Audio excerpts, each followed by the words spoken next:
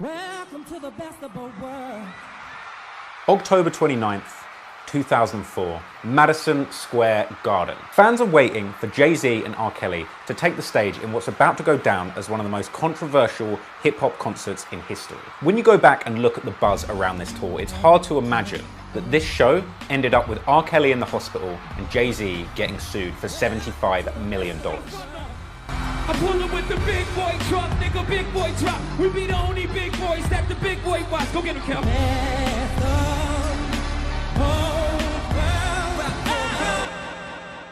On the 29th of October 2004, Jay-Z and R. Kelly raced to Hot 97 in two separate vehicles. If you just told me it was Hot 97, Jay was the first to arrive at Angie Martinez's show. Jay-Z is here. He was there to tell his side of the story of the madness that had just happened. I'm a little hyped. I understand. Sold out Madison Square Garden had just seen R. Kelly run off stage claiming there were men in the crowd waving guns at him. There's no guns in the building.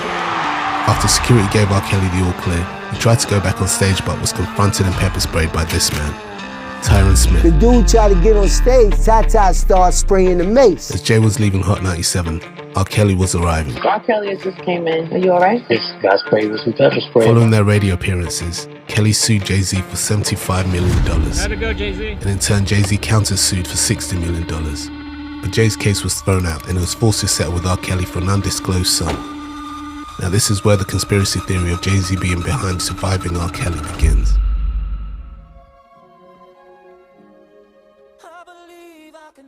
It was actually childhood classic and softcore bunny rabbit porno Space Jam that brought these two together. Jay-Z first worked with R. Kelly in 1996 on the Changing Faces track All My Days. It was a song that was written and produced by R. Kelly for the Space Jam soundtrack.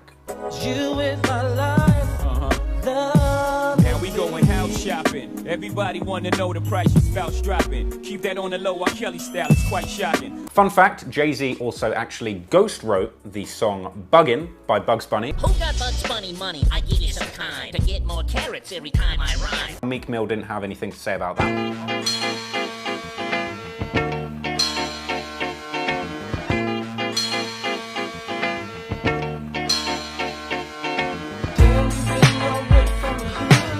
Goes out to all the young killers on the front line. We ain't forgot about you, homie. Damn, you've been away from the hood too long. A lot of things have changed since you've been gone. The homies wanna know where you are. The homies wanna know where you are. The homies wanna know where you are. I reminisce on dangerous summers with just a thug nigga working for drug dealers in neighborhood. Run up by the age of 13, we was gunning and it was fun to see the police running. Niggas disappear when we come and live. Nappy head shorty, addicted to drinking 40. My niggas is naughty and y'all niggas is fucking corny. But you left me in the summer of 89, a very good year. Crack cocaine sales rose in every hood. Here till you got then locked down, bag of rocks in the fat You shot down, what they tell me is you living well, stuck in your cell. Don't get another slip, sick drinking liquor in jail. Just as well, hell nigga, I bail. Whenever needed, it's weed inside the cereal box, so don't eat it when you dead, nigga. Been away from the hood too long. Where the fuck you been? A lot of things have changed since you've been gone. Just about everybody, you did work with Biggie. Even though you and Pac were talking about it, you never got a chance to work with Pac. The interesting thing with Tupac, when I met Tupac, we was in LA. He was passing Nico at the time, and I saw him driving by himself. First of all that what you doing by yourself? I was thinking to myself, you know what I'm saying? I wanted to be his security for that day, but you know, I say Pop. He looked back, he saw it was me. Immediately turned, made a U-turn, came up in there, we started hugging each other. What's up, boy? What's going on, man? It's about time, dog. We met. What's up? And I said, look, man, I've been trying to get in touch with you. I got a song and I got an idea I want to do. He said, what's up? What's going on? I said, well, the song is called I Wish. And, but the idea is I wanted to do like a best of both worlds album. You know, so Best of Both World album was really meant. I came up with it for me and Tupac, but unfortunately he got killed and everything. But I I was going to send I Wish to him. And if you really listen to I Wish, is rolling through the hood, just stop by to say what's up. That's his flow. You know, let you know your baby boy ain't been doing so tough. Even though you're gone, going on for 4 long years, still waking up late at night crying tears. You know, that's his flow. But what I did is when I wrote it, went from rolling through the hood, just stop by to say what's up. Let you know your baby boy ain't doing so tough. And even though you're gone for long years, still waking up late at night crying tears. You blended the two. Thinking about those days you used to talk to me, smiling while I'm sipping on this Hennessy. So it was his flow, but I made it musical, and I sang the melody on top of it all the way through. And I was, you know, and it was supposed to go to him for the second verse and do what it did. So, but it was a great experience meeting Tupac, you know. I Wish is on there, obviously. Yeah. And speaking, like, I Wish, I saw something you saying that Pac was an influence in that record, right? I Wish record. Yeah. Matter of fact, I Wish record is even though he had passed a little earlier, but like that was the idea you had for a while. Absolutely, because I met Pac out in L.A., you know, at the Hotel Negro, as a matter of fact. And when we got out there, the Hotel Negro. Yeah, so we got out there, we met, and I told Pac, I said, man, I got an idea, man. We should do the best of both worlds, man. Rap, R&B. That was actually the first supposed to be best of both worlds situation. And the first song I wrote was I Wish. You know, and if you listen to the flow on there, I was writing in a Tupac type of flow, because he would have been like, rolling through the hood, just stop by to say what's up. Let you know your baby boy ain't doing so tough. And even though your past going on 4 long years, still waking up late at night crying tears. Thinking about those days you used to talk to me, smiling while I'm sipping on this Hennessy. You know what I'm saying? So it was like the Tupac flow. So, yeah, man, but unfortunately he passed, and, you know, and then I met Jay, and then we just went on from there. He heard the song Still My Nigga, and we ended up talking about the remix. Exactly, and that was the starting of it, the Fiesta. Yo, baby, tell me where your face is, and I'll be there quick, handcuff the cases. I'll be your hunter, just tell me where your snake is. Take you out the video, straight to showbiz. When you talk about I'm a hoe, and some of that when you're saying I'm a gigolo. I know you haters wanna see me falling off, though. Getting tired of the second paying down low. And ladies with the VIP pass get in for free. If there's a problem, ask for me. Yo, I'll be in the back with the green, while my nigga Pac in the cup with the steam. Baby shakes it up, got my eyes like a beam. Make me wanna throw money at her, treat her like queen. Your man playing tight, I'm putting clarence in your eye. My first class on the high. There's nothing me. Because I live my life.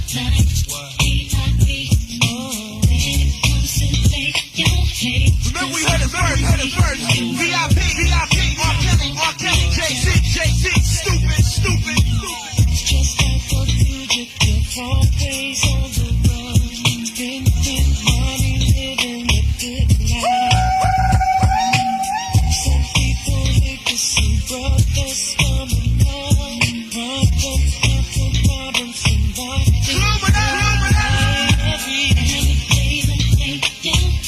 There's nothing me, all because I live my life.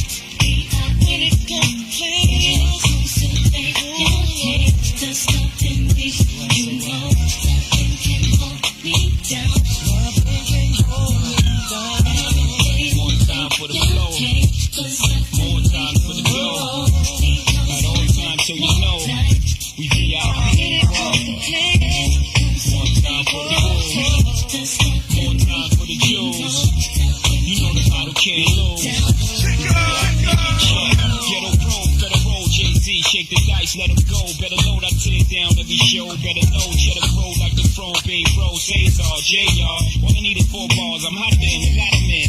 Switch up cars like Ratterman's hair color. You hit your broad, I'm borderline. Too much. watch for the mortal mind. Every time you order rewind, find it's mortifying. I pop the cork, then pour the wine. Represent New York and Chi-Town like what? Floors mine, like of course my bar. Never cross my family. Can we all get along? Hell no, I'm trying to tell y'all who that is. That roulette biz, not your baby daddy, but JAYZ, true that is. Better school that kid on whose shoes that is, or who I be, nigga, VIP jigger.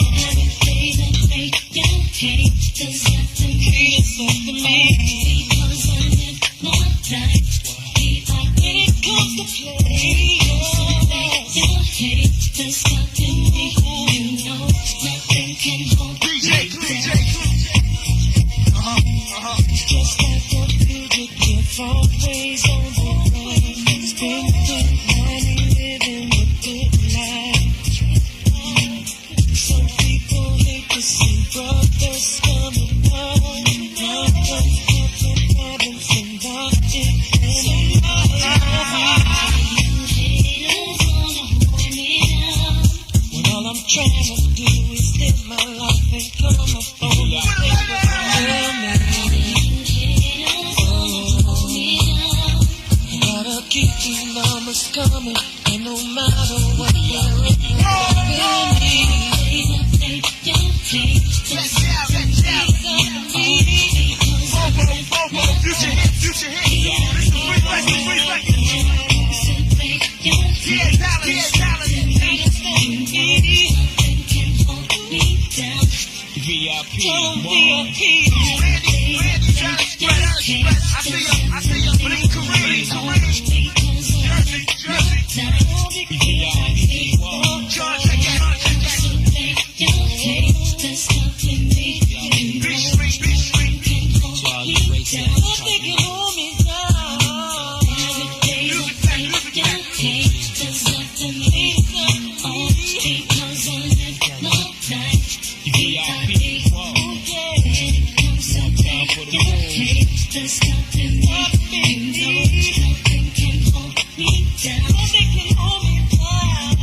R. Kelly and JAYZ went on to work together again in 1998 on a track called We Ride from R. Kelly's album R. Better school that kid on whose shoes that is, or who I be, nigga, VIP jigger. But things really heated up for the duo in the year 2000 when JAYZ appeared on the remix of R. Kelly's smash song Fiesta, which I can only assume was inspired by his own love of affordable two-door hatchbacks.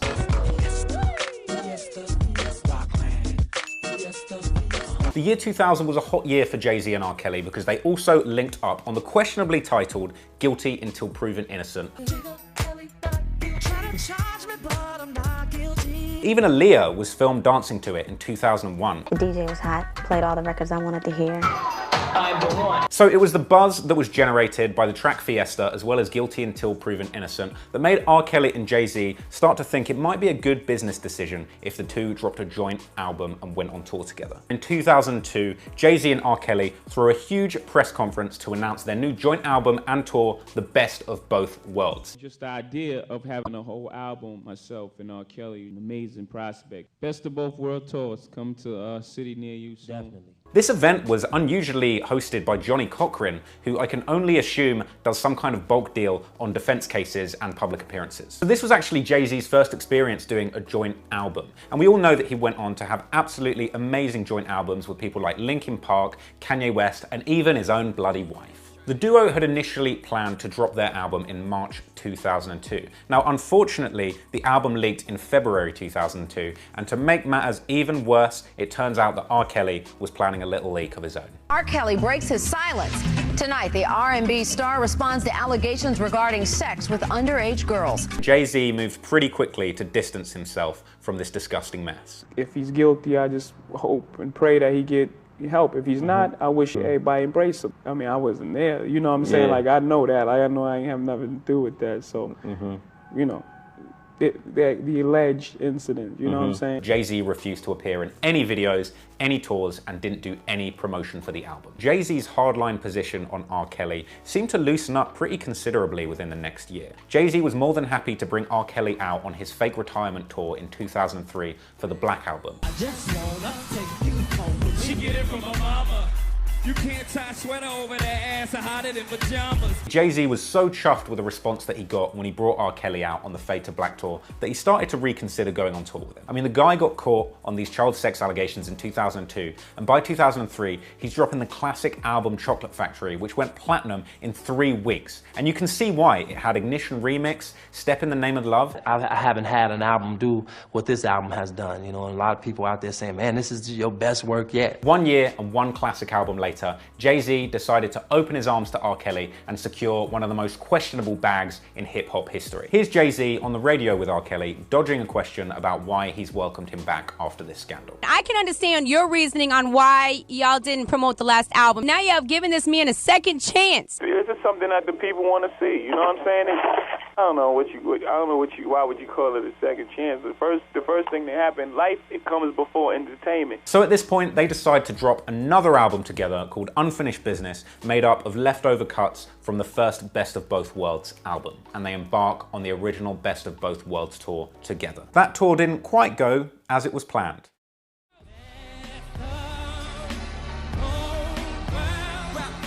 September 29th, 2004, the first show of the Best of Both Worlds tour takes place in Illinois, near R. Kelly's hometown of Chicago. And R. Kelly finishes the show complaining that he thinks that Jay-Z's crew sabotaged his lighting setup to ruin his show. The first night, it was terrible. Due to technical difficulties, we don't believe in bringing a show that's half-assed to our fans. September 30th, the next day, R. Kelly is 2 hours late for their planned show. So the second night, the guy is on the bus. I'm waiting downstairs 2 hours. And then over the next couple of weeks, everything seems to go to plan, the shows are going fine. October 17th, and Jay-Z leaves a Best of Both Worlds concert early, saying that he has a family emergency. He is later pictured that night at Usher's birthday party. October 23rd in St. Louis, and R. Kelly cuts the Best of Both Worlds show short. It's later reported that R. Kelly actually assaulted the lighting technician on this show, though no charges were pressed. Following this incident, shows in Hartford and Milwaukee were cancelled. Hartford is very upset about the fact y'all ain't coming through tonight. Unfortunately, the show got canceled because we have to fix lights. We got to fix some things that broke down with the tour. It has nothing to do with y'all ain't speaking to each other? Nah, but we're not married, you know what I'm saying? Well, I didn't say I was married, but y'all two grown-ass men. October 26, 2004, we're a few weeks into the tour, and finally, the Unfinished Business album drops and hits #1 on the Billboard charts. October 29th, 2004, the famous Madison Square Garden incident. Prior to the show, R. Kelly gets a phone call. Now, he never explicitly states what's on this call, but he suggests that somebody is threatening his life. About 45 minutes into his set, R. Kelly leaves the stage and announces to the audience, Now, I simply told my fans, I think somebody flashed some guns at me. While R. Kelly is cowering in his dressing room, Jay-Z is out on stage absolutely destroying the crowd. Everybody, you okay? You safe? There's no guns in the building. I really tried to hold this thing together. I really tried. I was really patient. Now at this point, R. Kelly goes backstage and he's told that security has swept the area and they don't believe that there's any threat and it's safe for him to go back on stage. Some people that were at the event said that R. Kelly wanted to get back out on stage because he was jealous of the response that Jay-Z was getting. If people give me love, he has a problem with that. Like, his ego cannot take that. As R. Kelly and his crew are climbing the stairs to get back to the stage, a man called Tai Tai pepper sprays R. Kelly and his entire security team. Now, you might have heard of Tai Tai because he's one of Jay-Z's childhood friends and actually has been mentioned on about 9 or 10 of Jay-Z's songs over the course of his career. While R. Kelly was being taken to the hospital, Jay-Z continued to rock the house. He brought out Mary J. Blige, T.I., who performed Rubber Band Man, and he even pulled Usher, who was just there to watch the show, out of the crowd and did a whole bunch of tracks from Confessions. The day after all of this went down, both Jay-Z and R. Kelly call into Angie Martinez on Hot 97 to give each of their sides of the story. You cannot get a gun in Madison Square Garden. Are you crazy? Jay, there's rumors that R. Kelly's in the hospital right now. Whatever. First of all, I was threatened earlier. I came anyway. I saw a guy looking real hard at me. Did I ever see a gun? No, I didn't. Did I see somebody just like they had a gun? Twice. They's telling me, you know, it'll be cool. I said, no, it ain't cool unless y'all go find that guy. Going up the stairs, go on stage. This guy sprayed with some pepper spray in my eyes. And I can't get no names who that is right now. Oh, but you know who it is. Yeah. November 1st, 2004, R. Kelly sues Jay-Z for $75 million. Then in January, Jay-Z countersues R. Kelly. Jay-Z actually alludes to this lawsuit on his 2004 remix of Snoop Dogg's Drop It Like It's Hot. It's just saying, homie, you got bliss aid. Take it like a man, the flow ran you off the stage. Wasting your time trying to sue us, stop. Tell your lawyer, take that civil case and drop it like it's hot. Jay-Z's countersuit against R. Kelly was eventually dismissed by the judge, who allowed the initial lawsuit against Jay-Z by R. Kelly to proceed. And this lawsuit was eventually settled out of court by Jay-Z for an undisclosed Reaching the best of both worlds. Everybody knows the R. Kelly, Jay-Z, R. Kelly drama. Jay-Z has had his say, and now in your book, Solar Coaster, The Diary of Me, you have your say. I'll let the reader read what you have to say about that conflict and why the tour didn't work. The only question I want to ask, and again, not to spoil it for the reader, is have you seen Jay-Z? Have you talked to Jay-Z? What's the status of that relationship? No, I haven't seen Jay. I haven't seen him, but just let people know the story that I tell in the book is the truth. It's not to bring Jay down or nothing. I just don't believe in knock and hustle and any of that. I believe in being real and saying that this happened and that's what it is. But have I seen him? I haven't seen him, but I have nothing against him. And I wish him all the best of luck. That's just real. That's just absolutely real. Were you disappointed that didn't work out, the Best of Both Worlds situation? Oh, well, absolutely. I was disappointed, but, things happen, and, it happened for a reason, because the day after I'd done that tour, I went home. The day after that tour ended, I went home, and I started messing with the piano, and I was just pissed, that things went the way it went, and I'm messing with the piano, and I started doing I'm like, what the hell is this? So Trapped in the Closet came that next night after I got home. Wow, that's crazy. All right, I was saying I haven't seen you and we got a lot to talk about. Yeah, I have. So, right off the top, a lot is going on. Jay-Z, R. Kelly, the concert went down. R. Kelly walked off the stage. Now, if you live in New York, we heard you on the radio with Angie Martinez and all that, but a lot of people don't know exactly what went down. So from your mouth, just tell us what happened. I really don't know what went down. You know what I'm saying? We had a lot of different things that happened on the tour. We missed a lot of different dates. You know what I'm saying? That became frustrating to me because, people pay their hard-earned money and they wait 30 days and on the 31st date, and the tour canceled, and my name is on that, so people are like, they're canceling tours, and they're doing this, and they're walking off stage. Then at the Garden, it really just reached the all-time point where it could be dangerous, because, when people start saying they see guns and different things like that, and there's 20,000 people in the building, like, imagine if people would have panicked and they started rioting, and then people got trampled and different things like that, and that wouldn't hold well in my conscience, so I couldn't do that no more. That was the end of that for me. Right. Now, I'm hearing after all this, he's filing a lawsuit against you. So what's the deal with that? Like a tour, an album, and now a lawsuit against you?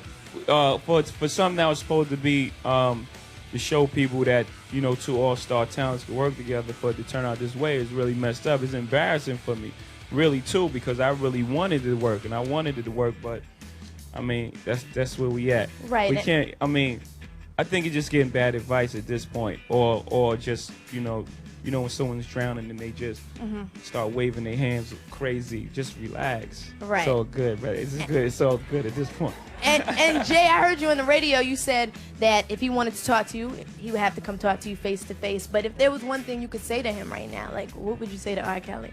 Relax. Relax.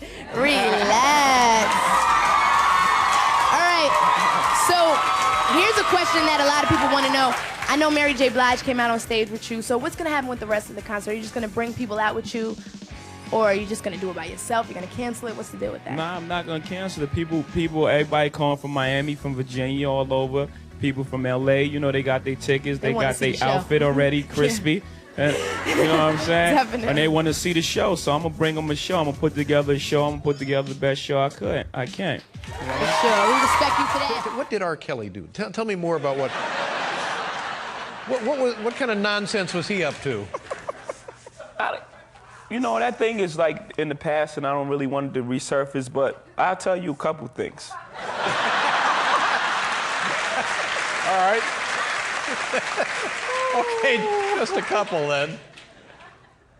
We had one particular show in St. Louis, and in the middle of the show, he walked off the stage and into the crowd.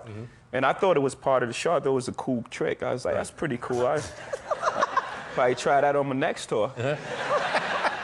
And then he went to the soundboard, and you know, the sound guy, he didn't know what to do, so he just kept following him with the camera. And then on the big screen is him, and he's arguing with this light guy.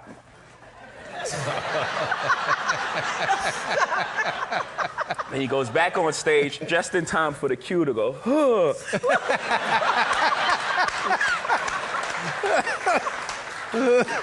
He hits the huh. He goes out, and then he went to McDonald's. That was it? And he worked the drive-thru for an hour. It's not really, I'm not making this stuff. I like that. This is public record. But, you know, that being said, he's a genius at what he does. He's a great guy, and it just that didn't work. So I'm sure that, you know.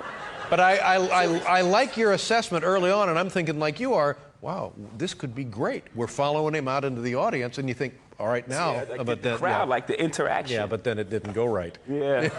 that's too bad. We had me and Kel, we had the all white on, and we just stood there for 5 minutes. That was mean right there. That was definitely good. And that just let me know what the best of both worlds would have been, you know what I mean? The third time I was about to meet R. Kelly was when he was on a tour with JAYZ. He was performing at Madison Square Garden. Got pepper sprayed that day. Yeah, this was the first time he was gonna bring me out to perform Hotel with him. And that shit happened. Yeah, and that shit happened. What happened? Oh, the thing with your case. No. I wasn't had nothing to do with my case. I was there to perform the song with R. Kelly, and he got into a situation with somebody else, got pepper sprayed, the show got shut down, he got rushed to the hospital. It was on tour together. It was on the Best of Both Worlds. I wound up on that tour with T.I. at the time, because it became JAYZ and Friends. You was there? Oh, he could I wasn't that night. I came after that. My nigga, I was in the bathroom smoking. I was like, yo, my nigga, I'm about to go out on Madison Square Garden. I'm already lit. I'm already performing this shit, and I'm already super lit already. So now I'm about to go on stage with R. Kelly at Madison Square Garden. I'm about to go out and go, girl, you want to come to my hotel? I'm in the bathroom, I'm smoking, I'm ready. But I was high-headed back then. Like this like before like the cases and all that, you know what I'm saying? So niggas is strapped up in the bathroom, niggas got all gats everywhere, and all of a sudden I see R. Kelly cousins and his security, all them people, they run in the bathroom all shit. I'm like, what the fuck going on? Like, they like, yo, it's going crazy. They screaming all crazy, so we take some guns and we give them some guns, like, R. Kelly? Yeah, nigga, I need to get on the stage and perform this shit. I don't know what they going through. The nigga screaming, he ain't saying what he going through. He just like, niggas is trying him. So we get them niggas some guns and tell them niggas go handle business so we can get on the stage. Next thing I know, That's a hell of a part of the Madison Square Garden story. I'm just saying, like, we're gonna call you the gun nigga from here on, right? You're calling the guns, God. You got an armory at your disposal, bro. I mean, what they want, like, I feel good if something goes down. We got something. I'm not the bad guy. I'm not putting no hits out. I'm not telling you to go hit this. I'm not giving you a gun supplies. We and got saying, yo, I got to fire with this nigga, go hit him. I'm not saying that. It's like I want to perform and do business. I want to do my song. I want to go out there and go, girl, you want to come? That's what I want to do. Y'all coming there screaming and hollering like a nigga dying or something. I got guns on me. I don't know what's going on, so I give y'all some guns. What y'all want me to do? Like, I don't know what the fuck is going on. Now it turned around, it's with JAYZ. Now I don't want, that's probably why I ain't get as big as I was probably supposed to get in my career because of that. And I know this is the platform, I just want this man to know. I didn't know he had nothing to do with it. If they would have said he was going to song with JAYZ, I would have been like, yeah, JAYZ, I ain't gonna even know. I was like, yo, I'll figure that out. Well, R. Kelly didn't but use he it. made it seem like it was a regular nigga, so I'm like, yo, my nigga, like, I gotta go and Let's be clear, that was back then. There's no more guns right now. You good now. Yeah, that was back then. Let's be clear. R. Kelly's asking for a headline? He said, I believe I need a headline. Not actually R. Kelly. But the homie that was next to the homie. Yeah, and niggas that I know that is his his peoples, they ran in the bathroom chaotic, like, yo, R. Kelly, oh my goodness. So it's like, you know what I'm saying? So you I envision like, you with I a don't trench know. coat and boom. They didn't say, yo, we going through something with JAYZ and his peoples and they did this and then this is this. I ain't know. I want to go on stage and perform. I'm happy that they on the best of both worlds. I'm thinking they friends. I don't know I don't know. You know what I'm saying? But that was the third time I was supposed to see him. I didn't see him that day though. Like, the other niggas came in the bathroom when they got the shit. And when we went to the hospital to go recover what we gave them, R. Kelly was in the hospital, so I ain't see him that time. So I met him 2 times. The time You went to go repo the joints? Get his guns back. Gotta get his guns back. Yeah, like, I ain't shooting. I You ain't got doing you from that. Philly, so it was easy to carry the I gun. can see if they knock something off. Right. None of that. But it's like niggas ain't do nothing. Went to Y'all the came radio and got my shit and ain't nothing happened. Let me get my shit back. So we went to the hospital, got the shit back, but I ain't see him. Like, you know, you see niggas You did didn't that. get to go on stage. You was pissed. Super mad. That's the moral of the story. I'm happy you see the moral of the That's story. Everybody trying to think of ways to maneuver like I'm a criminal with the guns. Nah. I'm talking about I ain't get to perform. I didn't get to see it. Like, I never got to do this shit. Y'all never done a nigga. song? No. I never been on stage with the nigga to go, girl. Oh, you never like, performed that song? I never had no nigga over my shoulder. Oh, Like, shit. ever in your career. That was it. That was the moment. Oh, now I see why he's heated. That was my first time. And then that shit happened. It's like, come on, man, what the fuck is going on? Can you tell me about the beef, shall we call it, or the fallout between R. Kelly and JAYZ? Well, I'll tell you like this, because I was on the Best of Both Worlds tour. And the day that the tour started, I could tell you this. I knew that it wasn't going to finish. For one thing, Robert wrote and produced most of Best of Both Worlds 1 and 2. JAYZ did not want to do Big Chips. He didn't want to do Don't Let Me Die. These are 2 songs that were the biggest songs on the album. Why would you not want to do the 2 biggest songs on the album? Well, because Robert is singing and rapping in those songs. JAYZ did not want Robert to be rapping.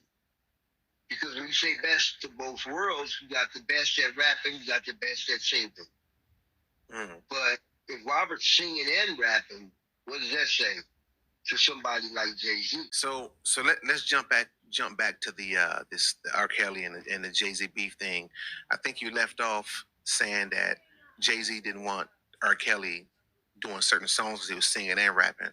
So at some point, the beef had to get bigger than that up into the separation. Can you take us there and show us how that all worked out?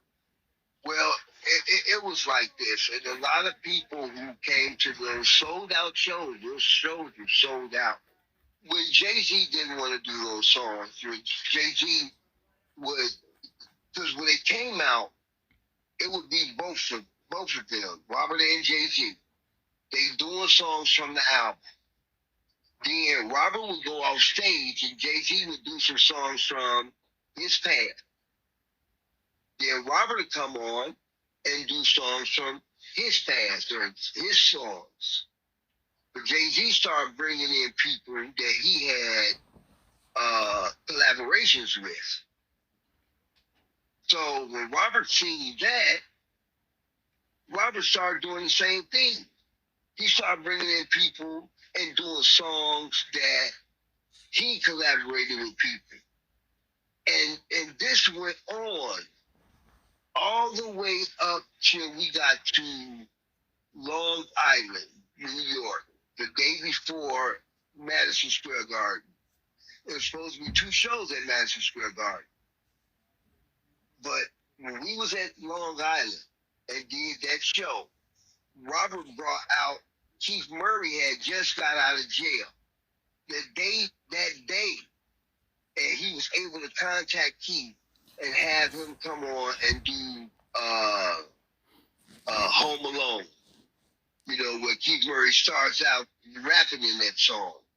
When Keith Murray came out into that audience and started singing, Keith Murray rocks, they went bananas in that place, bro. They went bananas. And JG did not like that. He didn't like that at all because we're in New York. They love Rob in New York.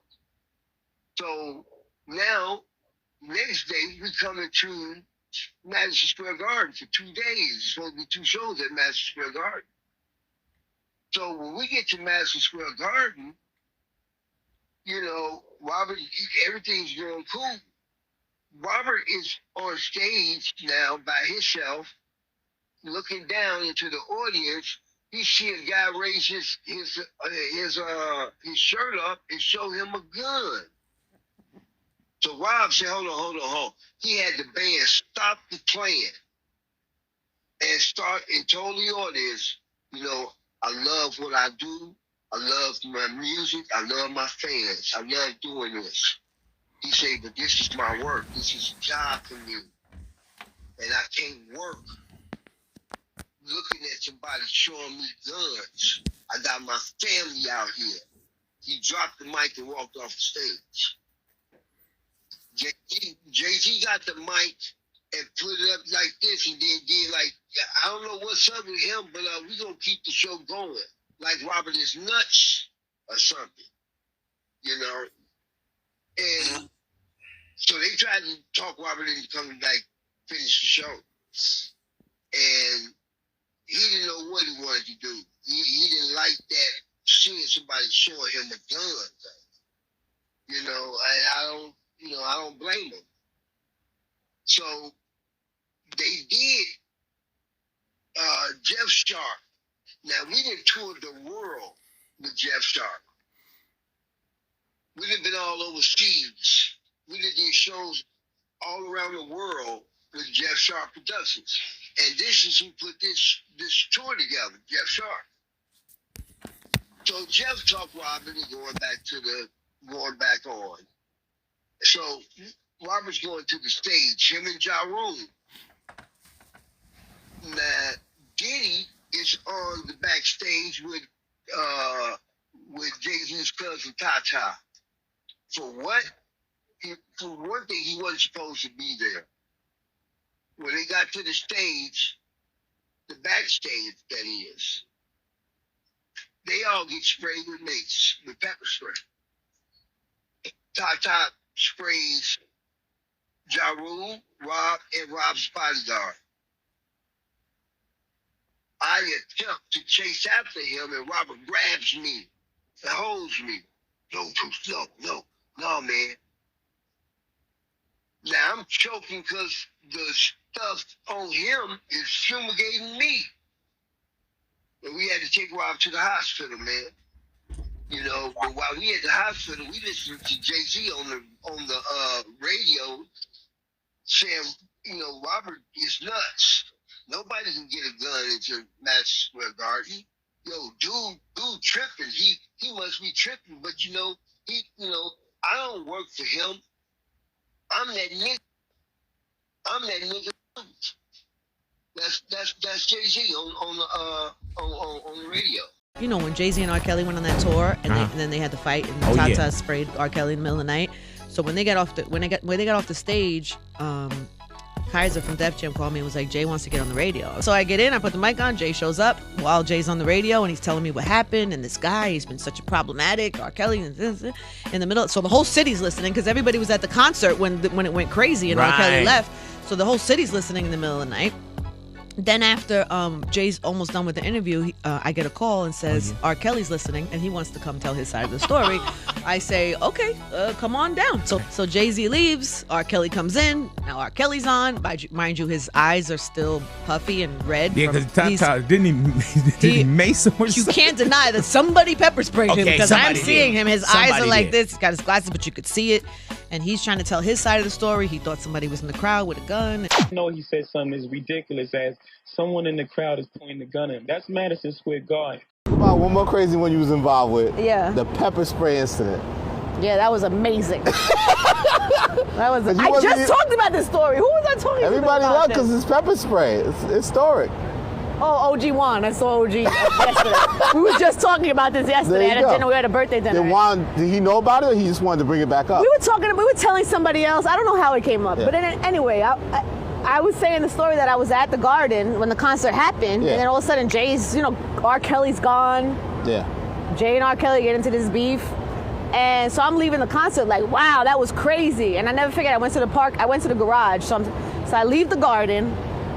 There's a line from the garage. So I get online. And, people are like, hey, what up? I'm like, hi. But I'm, okay. So I'm on the line waiting for my car from the garage, and I'm on the phone, and I'm like, yeah, that's crazy what happened at the show, right? I think R. Kelly, blah, blah, blah, blah, blah. And then Mary came out, and then Pecos was an usher, and he brought Usher down. And the call beeps in, and it's Kai's. Michael Kaiser, Def Jam at the time. Yep. So he clicks in, and he's like, Ange. I was like, what? I was like, what's up? He was like, where you at? Jay wants you to meet him at the station right now. I'm like, okay. So I told the whole line, I was like, guys, I'm so sorry, but Jay-Z wants to come up to the radio. They were like, go, go, go. Everybody let me cut to the front of the line to get my car. This is like a Friday night. It was a Friday night in New York on 34th Street. You know what the parking lot lines are like. Everybody let me go. I was like, I'm so sorry. They were like, no, no, go, go, go. So I went up, and then he showed up in the middle of the night, and it was probably Was he really angry? He was frustrated. Yeah. I think it was a combination. He was like frustrated, but then also he felt, I guess, like victorious that he was able to still do push the show through, without him. Yeah. Kill the show. By the way, the whole Jay-Z killed and the friends. show. Jay-Z and friends. Yeah. Killed the show. Yeah, yeah. So I think he felt like a champion, but also felt frustrated at the same time. Like, yo, this is what happened. Yeah. So it was like that. And then R. Kelly calls and comes right Comes after. later, yeah. That's so I'm sitting there with Jay. R. Kelly came there too. I'm like, oh my God, this is crazy that happened. And then I get the call. R. Kelly is on his way. He wants to come up and be on the radio. So you cleared Jay out the building first, or whatever? Yeah, he was like, I'm a bounce. I was like, all right, cool. Nah, he wasn't. We were done anyway. Yeah. And then R. Kelly showed up like 20 minutes later. What was your impressions of R. Kelly that night? I think he was frazzled and trying to like resolve something, and I think probably in his mind he had reasons for however he was behaving or whatever led to whatever, but I don't think he was able to really explain it well. Yeah. And so people were just like, whatever. Yeah. At that point, because Jay was so like articulate about how he felt about what happened. Yeah. The crazy thing is one of R. Kelly's people had a video camera that night. And to this day, I always hope that video shows up, because I don't have any video of that interview. Wow. So I always, you were doing somewhere, video of those interviews back then, right? It's somewhere in the world. No, I wasn't videoing. So your interviews, none of those videos? No, there's all audio. Yeah. It's crazy. Even Hovey's Home. No Hovey's Home video. Hovey's Home is audio.